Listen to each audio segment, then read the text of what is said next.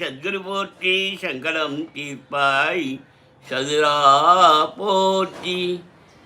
மனதுக்காரகன் சந்திரன் மனதை சஞ்சலப்படுத்துவதும் நிம்மதியாக வைத்திருப்பதும் வாழ்க்கையில் சந்தோஷமாக இருப்பதும் சந்திரன் அருளி.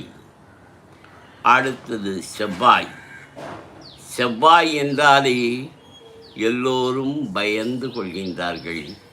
ஆனால் அவ்வாறு இல்லை என்கிறது வரலாறு. ஆண்டோர்கள் கூறுவது என்னவென்றால், செவ்வாய் பொருளையும் பொன்னையும் எல்லாவற்றையும் அள்ளித்தரும் தெய்வம் செவ்வாய். செவ்வாய்